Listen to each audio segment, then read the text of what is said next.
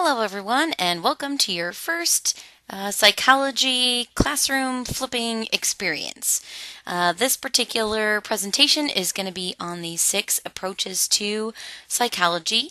Basically, what you need to know here is that psychologists don't all agree on how to explain our personality and our behavior.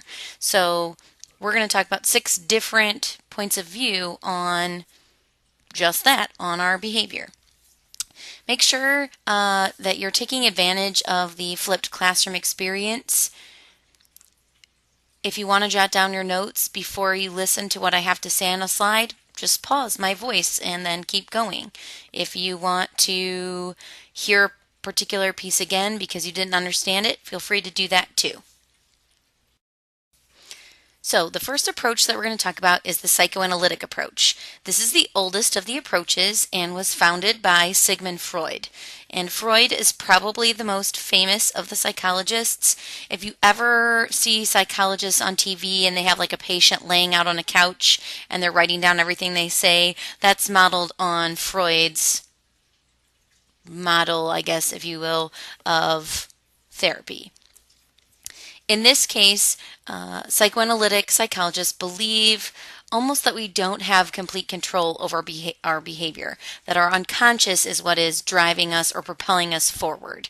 And we have all these aspects of our unconscious, like guilt, sex, and aggression, that are causing us to act in particular ways. They also believe that a lot of our behavior and personality stem from childhood. For example, the divorce of your parents when you're 3, according to psychoanalytic psychologists, could still be affecting your personality and your behavior as an adult. The second approach is one of my favorites. It's the behavioral approach. And there's 3 kind of key people here, which we'll get into later. You can just kind of jot down their names. Pavlov is probably the most famous of the 3. He worked with the drooling dogs, who we'll get into a little bit later in the semester. But with the behavioral approach, they basically think our personality and our behavior is learned. They were kind of born blank slates, and we just kind of take in information and behaviors and personality from what's going on in the world around us through learning. So there's 3 different ways this can happen. You'll see them underlined on your slides. Rewards and punishment. This is, for example, how we try and teach young children to do their chores, right? Your mom or dad gave you a little sticker chart, and if you filled the whole chart, you got a prize. Another method of learning is through association. Say you have a negative experience with something, you might later on have some sort of negative association with that. For example, when you're a little kid, if you eat mac and cheese and then later that day get the stomach flu, you might learn by association that mac and cheese is not a good food, which would be a really big bummer because mac and cheese is delicious. The final method of learning is observing other people and kind of imitating or going through their behaviors, which you have to be very careful of around small children. The third approach is the humanistic approach, and there's 2 kind of key figures here, Rogers and Maslow. You might remember Maslow from your health class because he is the creator of the hierarchy of needs, which again we will get into later in the semester. I often call the humanistic approach the warm fuzzy approach because literally humanists believe that all of us are born good, and that if we have a good environment, we will be able to reach our full potential. Now, we don't all have the exact same potential, but if our environment is good, we will be able to be the best versions of ourselves that we can possibly be. And they basically say if someone isn't reaching their full potential, that they're probably missing something.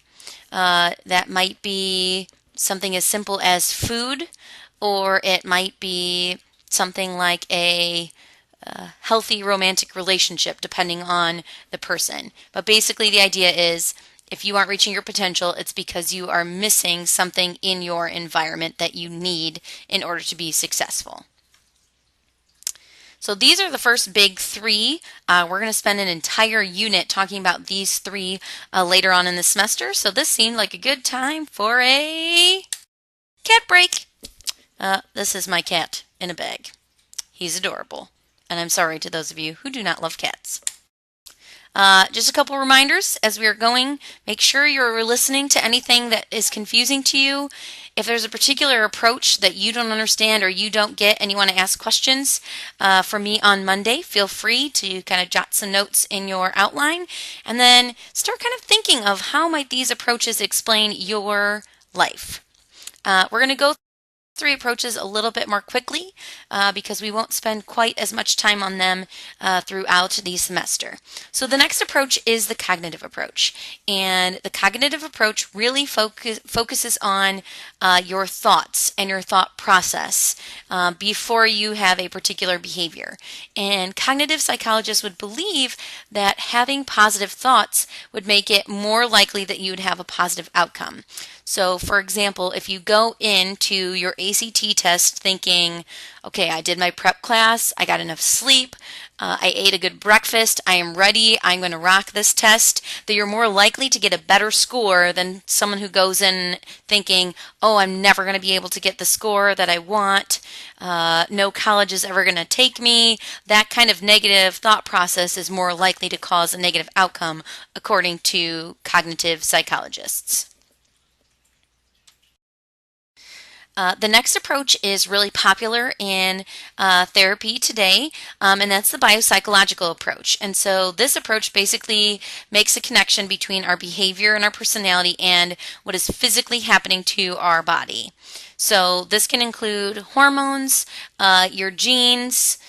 For example, there are genetic tendencies for substance abuse that make it more likely that you will become addicted, and also the chemical makeup of the brain. You've probably seen commercials where they're advertising for different medications to treat conditions such as depression.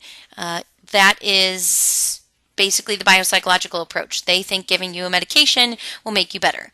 I did give an example on the slide of Phineas Gage. He is a man who actually in a work accident had a metal pole go straight through part of his brain, and he survived. I have no idea how. It seemed very traumatic to me.